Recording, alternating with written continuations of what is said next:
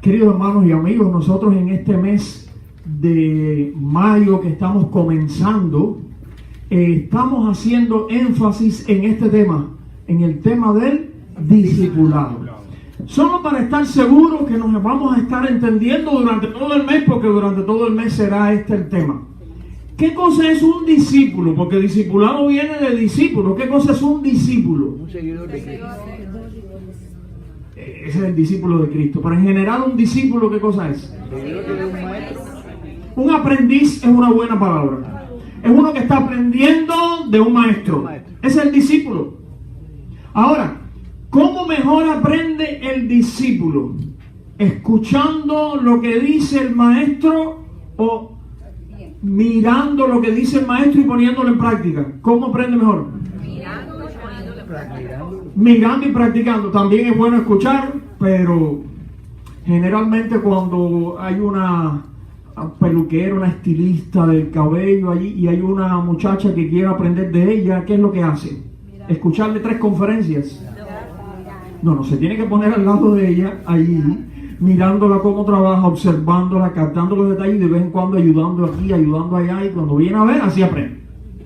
Si hay un albañil, una persona que trabaja en construcción, y hay un muchacho que dice, yo quiero aprender a hacer ese oficio, ¿qué es lo que debe hacer? ¿Escuchar una conferencia? ¿Qué es lo que tiene que hacer? Tiene que pararse ahí, al lado del albañil, verlo todos los días cómo trabaja, cómo enfrenta las distintas tareas, ayudar, practicar, y así va aprendiendo. Eso es un discípulo. Ahora, si nosotros decimos que somos discípulos de Cristo, ¿de quién se supone que estamos tratando de aprender? De Cristo.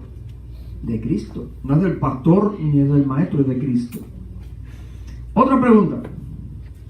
¿Cuál es la meta final de un discípulo en general? Del aprendiz, del albañil o de lo que sea. ¿Cuál es su meta final? ¿Cuándo ese aprendiz o discípulo puede decir, ya logré lo que yo quería lograr? Cuando puede igualar ¿a quién? A su maestro. ¿Se lo meta? La meta del discípulo de Cristo, ¿cuál sería? Ser igual a Cristo. Ser como Cristo. Dilo sin miedo. Algunos cristianos tienen miedo de decir ser como Cristo, como si estuvieran diciendo una blasfemia, cuando esa es la razón de ser nuestra como cristianos. Llegar a ser como Cristo. Eso es lo que queremos. Eso es lo que necesitamos ser con nuestra vida. Y de eso se trata esto del discipulado.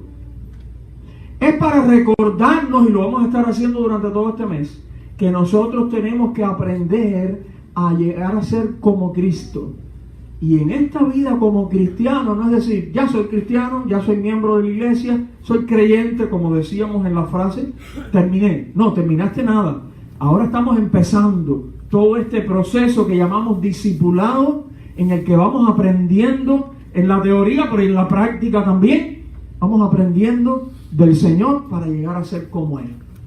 ¿Ok? Ese es el discipulado. Y de eso vamos a estar hablando durante este mes. La frase, como decíamos, que estaba ahí en el boletín, y está aquí en la pantalla también, vamos a repetirla juntos, y lo vamos a hacer todo este mes para que se nos grabe. Más que un creyente, quiero ser un discípulo. Más que un creyente, quiero ser un discípulo. Es muy fácil decir, yo creo en Dios, yo creo en Cristo, yo creo en el Señor, yo tengo mucha fe. ¿Y qué más? Más que un creyente, quiero ser un discípulo. Ahora, eso no pasa así. Eso no pasa por yo decir una palabra o 3 palabras o 10 palabras. Eso no pasa por yo venir a la iglesia y sentarme en una silla. No, eso es un proceso del cual yo tengo que activamente ser parte y proponérmelo y trabajar en eso todos los días para ser un verdadero discípulo de Jesucristo. ¿Qué es lo que vamos a hacer nosotros durante este mes? Nos vamos a estar fijando cada domingo de este mes, incluyendo el domingo próximo, que es el Día de las Madres, al cual todos están invitados, las madres y los hijos y los padres y todo el mundo. Pero todos los domingos de este mes vamos a estar fijándonos en algunos de los discípulos del Señor Jesucristo. ¿Cuántos discípulos tenía el Señor Jesucristo? 12. 12. 12. Imagínense, depende del punto de vista en que usted lo mire, porque a veces tenía miles de personas escuchando sus enseñanzas y viéndolos allí, miles. En un momento escogió 12, pero después llamó 70, y la semana que viene vamos a ver un detalle que se nos escapa muy a menudo también. Pero hice la pregunta nada más que para que pensemos un poquito, pero el número aquí no es lo importante. Pero por lo menos de esos discípulos que estaban cerca del Señor Jesucristo, nosotros hemos escogido 4. Y como que este mes tiene 4 domingos, cada domingo vamos a estar pensando en uno de ellos. ¿Y qué podemos aprender? Si estos fueron los primeros discípulos de Cristo que hubo en este mundo, ¿qué podemos aprender de su vida, de su experiencia, de lo que hicieron? ¿Cómo fue que llegaron a ser discípulos de Cristo? ¿Qué enseñanza nos deja su vida para nosotros, para ti, para mí? Y hoy en particular vamos a estar fijándonos en este discípulo, Mateo. Y le hemos llamado el discípulo de la gracia. El discípulo de la gracia. Hay en particular un versículo donde se nos cuenta la clave de su historia. Está en Mateo 9:9, que dice: pasando Jesús de allí, vio un hombre llamado Mateo que estaba sentado al banco de los tributos públicos y le dijo: sígueme. Y se levantó y le siguió. Vamos a orar. Y ahora, Señor, rogamos tú nos bendigas, Padre, y que tu Espíritu nos enseñe tu verdad, y que nosotros al examinar tu palabra podamos recibir la vida que hay en ella, Señor, para nosotros.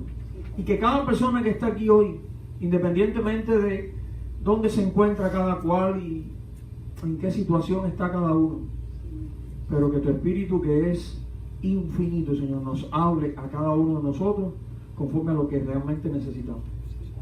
Que al salir de aquí podamos salir de aquí con convicciones, con decisiones, con resoluciones en nuestro corazón. Que lo pedimos en el nombre de Jesús. Amén. Esta fue la historia en resumen del encuentro que tuvo Mateo ¿con quién? Con Jesús. Y cuando él comenzó a ser discípulo de Jesús. Hay algo curioso y es el nombre de Mateo. El nombre de Mateo, que viene del hebreo Matai, y el Matai es una manera de decirlo corto porque el nombre completo es Matanía, que significa regalo de Dios. Así que al final el nombre Mateo quería decir eso, regalo de Dios, regalo de Dios. Ese es el nombre de este discípulo. ¿Quién era Mateo? ¿Qué hacía Mateo cuando Jesús se lo encontró? Cobrar impuestos. Es lo que en la Biblia, en el Nuevo Testamento, se le llama un, ¿qué? ¿Cómo le llaman a ese oficio? Publicano. Un publicano, porque cobraba impuestos públicos. Era este tipo de funcionario público, le llamaban así, publicano. Cobraba impuestos, no solo impuestos, sino derechos de aduana también y todas estas cosas. Para hacer todo esto, Mateo no podía ser un analfabeto. Sabía leer y escribir, sabía sacar cuentas. Yo no sé si pasó un curso de contabilidad, pero sabía sacar cuentas, sabía manejar dinero. Probablemente, aunque no lo sabemos con certeza, pero probablemente haya sido de la ciudad de Capernaum, en Galilea, ahí a la orilla del mar de Galilea.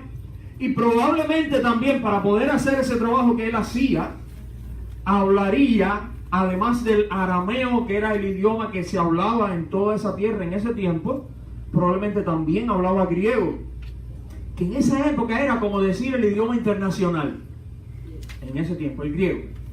Y para comunicarse con personas de otras regiones y demás, ese era el idioma que usaban, el griego. Así que Mateo, que tenía que ver tanto como publicano, como cobrador de impuestos y derechos de aduana, tenía que ver con personas de diferentes lugares y con funcionarios romanos, probablemente además del arameo hablaría el griego. ¿Por qué hemos llamado a Mateo el discípulo de la ¿qué? De la gracia. ¿Por qué hemos llamado a Mateo el discípulo de la gracia? Resulta que la experiencia de Mateo nos ilustra la importancia de la gracia de Dios en la vida de un discípulo. Fue tan importante, tan definitiva en la vida de Mateo la gracia de Dios, el favor de Dios, que su experiencia nos ilustra eso a nosotros, a ti y a mí. Si queremos ser discípulos de Jesucristo, tenemos que empezar por y agarrarnos de la gracia de Dios. Solamente podremos ser discípulos de Jesucristo por la gracia de Dios. Solamente podremos caminar en el discipulado y avanzar por la gracia del Señor. Como Mateo. ¿Qué nos enseña entonces la experiencia de Mateo? Varias cosas, y esta es la primera. La única solución, y si tú tienes el boletín, como dijimos al principio, en la parte de atrás del boletín están estas ideas, pero falta una palabra siempre, así que si tienes con qué escribir, puedes ir completando las ideas aquí en la parte de atrás del boletín, aquí arriba. La primera idea es esta: la única solución es la gracia de Dios. La única solución es la gracia de Dios. Yo no sé cuál ha sido tu experiencia. Hay personas que dicen, bueno, yo desde que nací, mis padres me llevaban a la iglesia. Desde que tenía días, meses de nacido, yo me dormía en los asientos de la iglesia. Bueno, ese fue mi caso. Y yo sé que es el caso de algunos. En aquella época los asientos de la iglesia no eran así suavecitos y blanditos. Si tú tuviste que dormir en un asiento de eso, eran duros. Eran duros. Y eso ahí. Pero imagínense, ahí había que dormir y esperar a eso. A lo mejor tú tuviste una experiencia así, y yo desde que nací estaba en la iglesia, de pequeño en la iglesia, escuchando de Dios, escuchando de la Biblia, todas esas cosas. Crecí conociendo más y más de Dios y todo eso. Y tal vez alguien cometa el error, porque es un error esto que voy a decir ahora, de decir, ya con eso ya yo tenía suficiente, porque ya yo ahí fui aprendiendo y ya. Es un error, porque aún así cada persona necesita en un momento de su vida tomar una decisión. Voy a seguir mi propio rumbo, que no es el rumbo de Dios, o voy a arrepentirme de mis pecados, porque todos somos pecadores, todos. No importa si naciste en el banco de la iglesia o en el asiento del club nocturno, igual somos pecadores. Me voy a arrepentir de mis pecados y voy a poner mi confianza en Jesucristo y el sacrificio que le hizo por mí. Yo tuve que hacerlo, y me imagino que tú también. Pero las personas que dicen, yo siempre fui muy religioso, yo siempre conocí mucho de la Biblia, tal vez piensan, y es un error, que por ahí tenían una oportunidad de ir al cielo. Pero Mateo no podía pensar eso. Mateo, es más, Mateo, si lo pensaba en algún momento, él pensaría, para mí todas las puertas están cerradas. No tengo oportunidad, no tengo solución. Es la palabra clave en esta frase. ¿Por qué? Otra vez, ¿cuál era el oficio de Mateo? ¿Qué se dedicaba? Cobrador de impuestos. Publicano, cobrador de impuestos. ¿Cómo funcionaba esto? Realmente tenían muy mala fama estos publicanos y no era por gusto. Miren, la historia nos cuenta, y usted lo puede buscar en libros de historia o hasta en la internet. La historia nos cuenta que desde el siglo III antes de Cristo, Roma, desde la época en que Roma era una república, inventaron todo un sistema para cobrar impuestos en las distintas regiones que ellos dominaban. Y un sistema que para ellos fue muy eficiente, todo este sistema de los impuestos. Ahora, miren cómo era el sistema que ellos hacían. Ellos llegaban a una región como esta. Imagínense que esto fuera una región, una provincia, un algo. Y los romanos dijeron, nosotros no estamos aquí para estar lidiando, bregando, como dicen los puertorriqueños, con todas estas personas aquí. Nosotros vamos a hacer algo. Algunos de ustedes quieren encargarse de los impuestos y hacemos un contrato. Y entonces vamos a imaginarnos que estas 5 personas de aquí dicen, nosotros vamos a formar aquí una compañía y vamos a ocuparnos de eso. Perfecto, organizan una compañía y ponemos a Rodolfo ahí al frente de la compañía. Entonces, esta compañía y la República de Roma, que yo estoy representando aquí, se ponían de acuerdo. La República de Roma decía, en esta región hay aproximadamente 5.000 habitantes. Sacamos cuentas, eso quiere decir que al año nosotros necesitamos que esos 5.000 habitantes nos den un tributo, un impuesto de, hazte la idea, $1.000.000 de pesos. Y entonces esta compañía conversan, se ponen de acuerdo y dicen, perfecto, nosotros lo vamos a hacer así, hacemos un contrato y ellos le dan a la República Romana el $1.000.000 ese. Ellos se lo dan. Por anticipado, ellos se lo dan. Y Roma contento y los romanos se vuelven a ir para allá a disfrutar de su dinero y a gozar allá en sus días en Roma. Y ahora, esta compañía, que es la compañía de los publicanos, ahora se queda a cargo de las 5.000 personas que hay en esta región de cobrarles los impuestos. Ahora ellos tienen que recuperar ese $1.000.000, pero si ellos son astutos, no solamente 1 millón, puede que recuperen 1,5 millones, o 2, o 3 millones, o 5 millones. Reponen el $1.000.000 que ya ellos gastaron en el contrato y todo el resto es ¿para quién? Para ellos. Para ellos. Y eso es lo que hacían los publicanos. Formaban estas compañías con un jefe. ¿Se acuerdan otro pasaje en la Biblia donde se menciona un jefe de los publicanos? Saqueo, en Lucas 19. Era jefe de una de esas compañías. Entonces ellos formaban esas compañías, le pagaban a Roma lo que Roma entendiera, y después, todo el año, se la pasaban extorsionando y apretando a la gente. Y le cobraban hasta por la risa. Tú te quejas de que aquí te cobran hasta por la risa, porque tú no viviste en esa época bajo el dominio de Roma. Si cruzaban el lago de aquí para allá, tenían que pagar peaje. Cuando venían de regreso, tenían que pagar también. Si cruzabas el puente para allá, tenían que pagar. Si cruzabas para acá, tenían que pagar.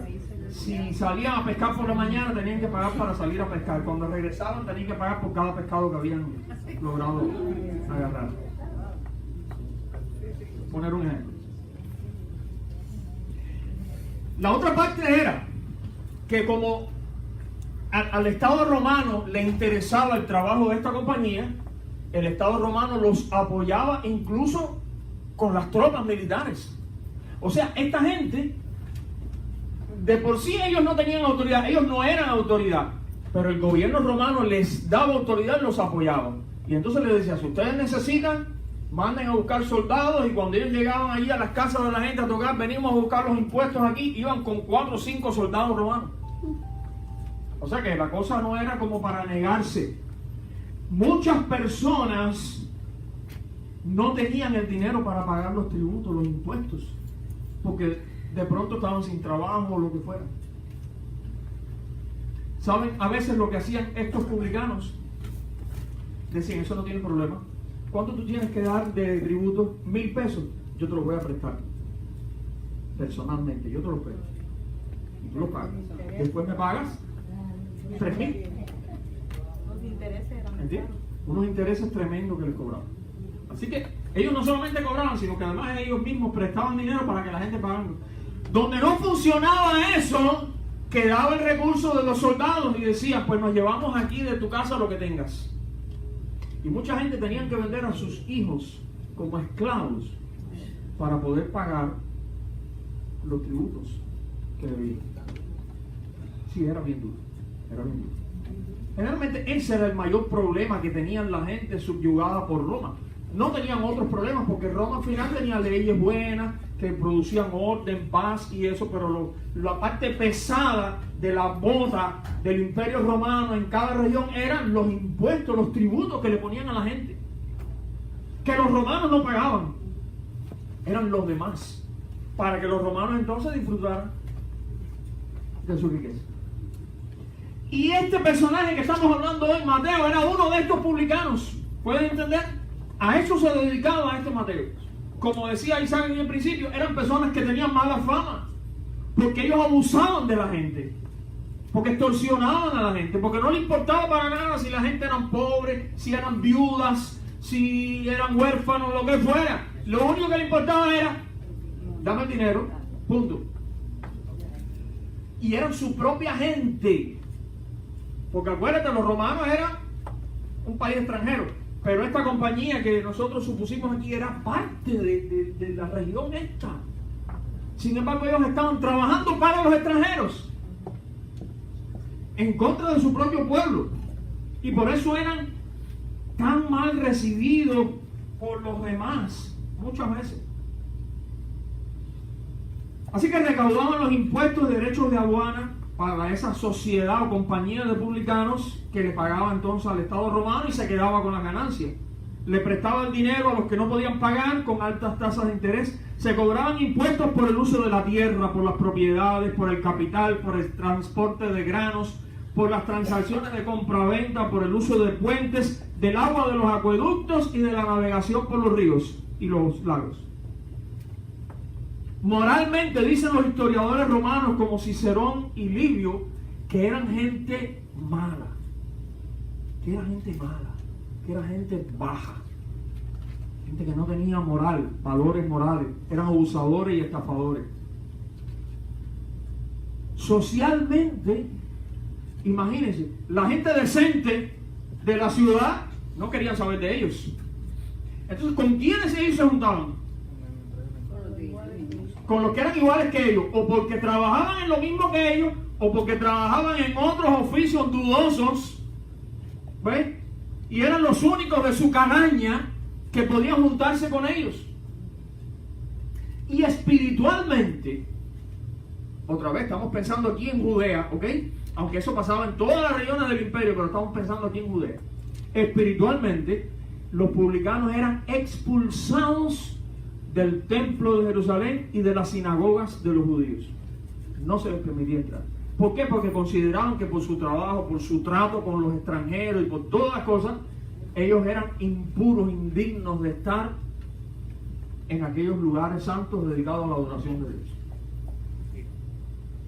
Y Mateo era uno de ellos. Mateo sabía, por supuesto, de cuentas, de cobros, de pagos, de deberes, de deudas. Y si él aplicaba ese conocimiento a su propia vida, yo estoy seguro que Mateo sabría el costo que representaba para él vivir la vida que él vivía. Y estoy hablando ahora del costo para con Dios. Él estaría consciente de que esto a él le costaba.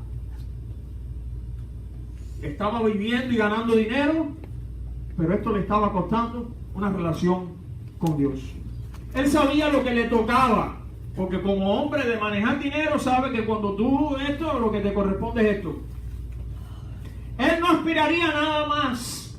¿Recuerdas en una ocasión que Jesús, bueno, esto lo que dice la pantalla es lo que yo estaba diciendo. ¿Te acuerdas en una ocasión que Jesús contó la historia del hijo pródigo? Del hijo que se perdió, se fue, gastó el dinero y un día regresó sin nada. ¿Te acuerdas lo que el hijo planeó decirle a su padre y de hecho se lo dijo? ¿Te acuerdas? Sí, antes de esa frase, he pecado contra el cielo y contra ti, y ahora viene la frase, ya no soy digno de ser llamado tu hijo. Una frase tremenda, pero ese joven de la historia vino sabiendo lo que le tocaba. No me toca ahora que me reciban como hijo. No obstante, el padre sí lo recibió como hijo, pero en la mente del hijo, él sabía que ya no le tocaba ser recibido como hijo. No lo reclamó, que voy a reclamar. Trátalo aunque sea como uno de tus empleados, le dijo. Y yo estoy seguro que Mateo pensaría igual, porque acuérdense que él sabía la matemática y la contabilidad. 2 más 2, ¿cuánto da? 4, no da 5 nunca. Mateo sabría que solo la gracia de Dios, el favor de Dios que nos lo da sin merecerlo, podía hacer algo diferente. ¿Sabe? En la gracia de Dios, 2 más 2 no es necesariamente 4. 2 más 2 puede ser 140. ¿Qué es lo que estoy queriendo decir, pastor? ¿Qué quiere decir eso? Esa disparada, ¿qué quiere decir? Eso quiere decir que muchas veces nosotros no hemos hecho nada para merecer el favor de Dios, la gracia de Dios. Pero es que la gracia de Dios es eso, que aunque no lo merecemos, sin embargo Él nos favorece, Él nos da, Él nos ama, nos muestra su amor. Esa es la gracia de Dios. Por eso, aunque nosotros nada más hayamos puesto 2 más 2, de pronto Dios se aparece con 140, con 300. ¿Me estás entendiendo lo que estoy diciendo? No estoy hablando de dinero aquí. No va a ser que alguien diga, voy a dar 2 pesos en la iglesia y 2 más el año que viene, porque el pastor dijo que Dios entonces me va a dar 140. No fue eso lo que me dijo. Tú y yo deberíamos saber también de nuestra deuda con Dios y entender que solo la gracia del Señor puede hacer con nosotros algo diferente de lo que nos toca. La necesitamos. La otra cosa que nos enseña la experiencia de Mateo es que la gracia es el gran regalo de Dios. ¿Qué fue lo que dijimos que significaba el nombre de Mateo? ¿Recuerda aquí? Gracias. Regalo de Dios. El nombre de Mateo, regalo de Dios. Regalo de Dios. Es posible que ese no haya sido el nombre con el que él nació, porque en otras historias lo llaman Leví, que era un nombre hebreo propiamente. Es posible que el nombre que le pusieron cuando nació haya sido Leví.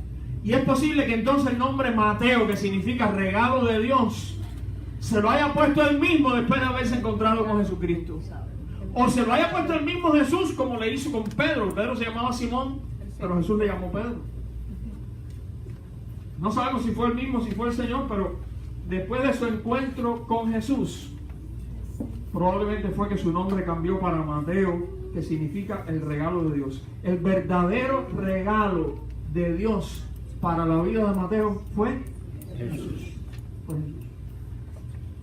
Increíblemente, este maestro de Galilea, este maestro de Nazaret, se acercaba a esta clase de gente, a esta clase de gentuza. ¿Entienden en tu país la palabra gentuza? Increíblemente. Sara, usted es el mismo país que yo. Estoy pensando en las otras gentes de los otros países. Por favor. Sara. El Señor Jesús se acercó a Mateo. Se acercó a Zaqueo. Otra vez, recuerda la historia que recordó ni el nombre. Lo llamó por nombre y todo. Y le dijo: voy para tu casa. Qué loco, qué increíble que el Señor Jesús se acercaba a esta clase de gente a las que nadie se quería acercar. Y con razón. Jesús reconoció que algunos de estos publicanos se arrepintieron y creyeron desde que Juan el Bautista predicaba junto al río Jordán. Mira, vinieron también unos publicanos para ser bautizados y le dijeron a Juan: Maestro, ¿qué haremos? Y Jesús dijo después estas palabras: les digo la verdad, los corruptos cobradores de impuestos y las prostitutas entrarán en el reino de Dios antes que ustedes. Pues Juan el Bautista vino y les mostró a ustedes la manera correcta de vivir, pero ustedes no le creyeron. Mientras que los cobradores de impuestos y las prostitutas sí le creyeron. Y aún viendo lo que ocurría, ustedes se negaron a creerle y a arrepentirse de sus pecados. Lo cual está implicando que muchos de aquellos publicanos sí se arrepintieron y sí creyeron en Jesús. Y por eso les dice Jesús: ¿ustedes se creen que ustedes tienen ya el reino de Dios en la mano? No. Posiblemente toda esa gente que ustedes menosprecian y tienen por pecadores van a entrar al reino de Dios primero que ustedes. Porque cuando Juan el Bautista predicó, ellos se arrepintieron y creyeron, y ustedes todavía estamos esperando. Una vez Jesús quiso explicar la verdadera actitud con la que había que acercarse a Dios, y entonces contó una parábola. No vamos a leer la parábola, pero esta imagen representa esa parábola. La parábola que Jesús contó hablaba de dos hombres que estaban en el templo y habían ido a orar. Y uno de ellos era un fariseo. Estos fariseos eran los hiper religiosos de su época entre los judíos. Y dice que el fariseo daba gracias a Dios: Señor, gracias porque yo no soy como los otros hombres. Yo no soy pecador, yo no soy esto, yo no soy aquello. Yo doy diezmo, yo hago esto, yo hago tantas cosas buenas, ayuno 3 veces en semana. Yo no soy como este publicano. El publicano estaba allí también en un rincón. Yo no soy como este publicano.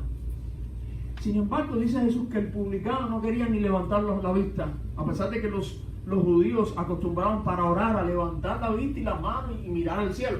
Dice que el publicano no levantaba la vista y se daba golpes en el pecho, y lo único que decía era: Dios, sé propicio a mí, Dios, ten misericordia de mí, que soy pecador. Nada más, no decía nada más, no tenía nada más que decir. Y Jesucristo dijo que aquel publicano regresó a su casa perdonado y el otro no. Porque estás viendo la actitud. El publicano se humilló delante de Dios y reconoció su pecado, su condición. El otro no, el otro era altanero, altivo, ya yo tengo ya todo lo que necesitaba. Así que, a pesar de su condición, algunos publicanos sí se arrepintieron y buscaron del Señor. Como respuesta a toda aquella actitud de Jesús, muchos publicanos venían a buscar a Jesús para escucharlo. Y eso le chocaba a mucha gente, pero muchos publicanos venían, dice, muchos recaudadores de impuestos y pecadores se acercaban a Jesús para oírlo. No me lo puedo imaginar, yo quisiera haber estado ahí y ver por un huequito. Pero esta gente que era lo más malo de la sociedad de su tiempo ahí entre los judíos, venían para escuchar a Jesús. De modo que los fariseos y los maestros de la ley se pusieron a murmurar. Este hombre, está hablando de Jesús, recibe a los pecadores y come con ellos. Y la palabra recibe es una palabra que quiere decir los recibe favorablemente. Cuando Jesús escuchó eso, por eso fue que Jesús contó aquellas 3 historias tremendas que están en Lucas, en el Evangelio de Lucas. 3 historias tremendas porque Jesús les quiso dar una enseñanza. La historia del pastor que deja las 99 ovejas guardadas y sale por el desierto a buscar una que se le había perdido. Estaba perdida, esa fue la que fue a buscar. Después contó la historia de la mujer que barrió y limpió toda la casa, encendió las lámparas para buscar ¿qué cosa? Una monedita que se la había perdido, que era importante para él. Y después contó la historia del padre que estaba esperando que regresara su hijo que se había perdido. Que esa es la historia del hijo pródigo, como le llamamos. Pero básicamente es también la de un hijo que se había perdido. Y cuando regresó, humilde pidiendo perdón, el padre lo recibió como recuerden la palabra que mencioné ahorita, lo recibió favorablemente. ¿Ve? Lo recibió con amor, lo perdonó y lo restauró a la familia y dijo, mi hijo era como si se hubiera muerto y ha vuelto a la vida, y hizo una fiesta y todo allí. Esas parábolas, esas historias, Jesús las contó para demostrar, ilustrar lo que era la gracia de Dios, ese favor de Dios que no merecemos. Este hijo no lo merecía, el hijo de la historia. Mateo no lo merecía, ninguno de ellos lo merecía, ninguno de nosotros lo merece. Pero es el gran tesoro que hemos recibido, el gran regalo de Dios que busca gente perdida como esta y que se alegra tanto cuando se arrepienten. La pregunta para aplicarlo a ti y a mí es esta: ¿has recibido tú la gracia de Dios? Su amor incondicional, su perdón, su aceptación inmerecida, ¿lo has recibido tú en tu corazón? Yo no estoy preguntando si ya tú has escuchado hablar de eso, probablemente muchas veces, si ya tú, si tú lo crees, no. Estoy preguntando si tú has recibido en tu vida la gracia de Dios. Y la tercera y última lección que nos enseña la vida de Mateo es que la gracia demanda nuestra respuesta. Por supuesto que la gracia se trata todo de lo que Dios nos da. Todo. Por eso es la gracia. Nosotros sin dar nada hemos recibido ese favor de Dios incondicional. Pero después que la recibimos, ahora eso demanda de nosotros que también nos quedemos así como si... Demanda una respuesta. ¿Cómo respondió Mateo cuando Jesús se le acercó ahí y le dijo, sígueme? A pesar de ser Mateo quien era y estar haciendo el trabajo que estaba haciendo, Jesús se le acercó y diciéndole, sígueme, lo estaba invitando a ser parte de su grupo. ¿Cómo reaccionó Mateo? ¿Qué decía el pasaje? Que lo dejó todo y lo siguió. Siguió a Jesús. Otra vez, aquello no encajaba en las matemáticas. Las matemáticas dicen otra vez 2 más 2 es igual a 4 siempre. Las matemáticas morales dirían, tú haces estas y estas cosas indecentes y mal hechas y lo que vas a recibir es desprecio y castigo. Punto. Eso es lo que te toca. Y ahora estaba de pronto aquel maestro nazareno Jesús, que se fijó en él y lo llamó a él para que fuera su amigo y su discípulo. ¡Qué loco! ¿Qué es esto? No encaja esto en la matemática. Es algo inmerecido, es un regalo de Dios, y eso es lo que se llama la gracia.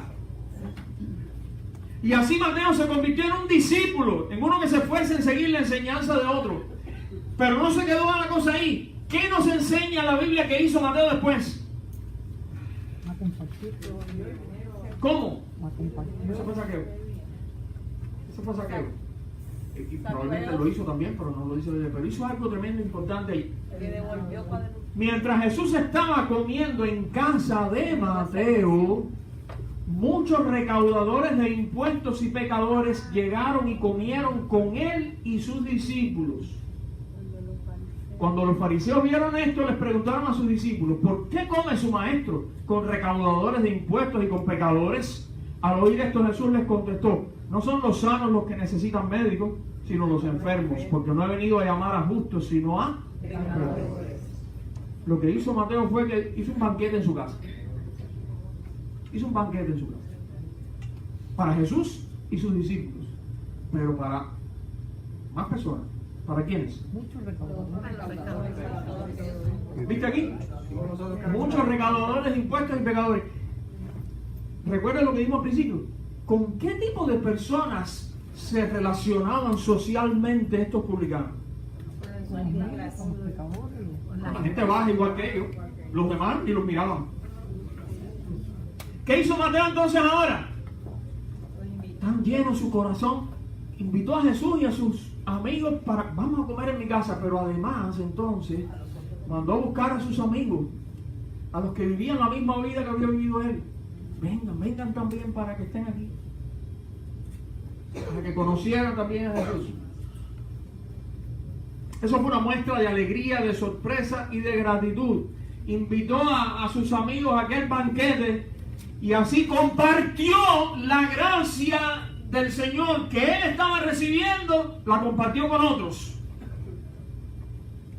La pregunta es: ¿y tú cómo respondes a la gracia del Señor? ¿Cómo respondes tú? ¿Qué haces tú? ¿Has recibido tanta gracia de Dios? ¿Qué haces? Concluyendo, mis hermanos, como dijimos al principio, ¿quieren leerlo conmigo? La experiencia de Mateo nos ilustra la importancia de la gracia de Dios en la vida de un discípulo. Es que nadie comienza a ser un discípulo si no es por haber recibido la gracia de Dios. La gracia. Ese favor de Dios que no merecemos. Ese perdón de Dios inigualable. Ese amor de Dios que no ni calculábamos que un día podríamos recibir. Ese favor de Dios que hizo tanto por rescatarnos de la pudredumbre, del abismo donde estábamos. Que todo lo hizo Él. Esa es la gracia de Dios. Muy importante en la vida de un discípulo. ¿Has recibido tú la gracia de Dios? Tres cosas para ti. La primera, por supuesto, recíbela. Porque la gracia de Dios está disponible para ti aún hoy. Este es el tiempo de la gracia de Dios. Dios te está llamando, Dios te está buscando a ti. Tú no lo estás buscando a Él, Él te está buscando a ti. Y te está invitando a recibir su gracia. Lo segundo es: responde a la gracia de Dios. Y lo tercero, compártela con otros. ¿Con qué otros, pastor? Con la gente que tú conoces, con tus amigos, con los que trabajan contigo, con los que han vivido la vida igual que tú, con ese mismo tipo de personas, comparte la gracia de Dios como tú la recibiste un día. El Señor nos bendiga, que nosotros podamos ser verdaderos discípulos de Jesucristo, como Mateo y los demás, como este discípulo de la gracia, cuyo nombre era precisamente el regalo de Dios. Fue un regalo de Dios lo que él recibió cuando Jesucristo se encontró con él. Amén.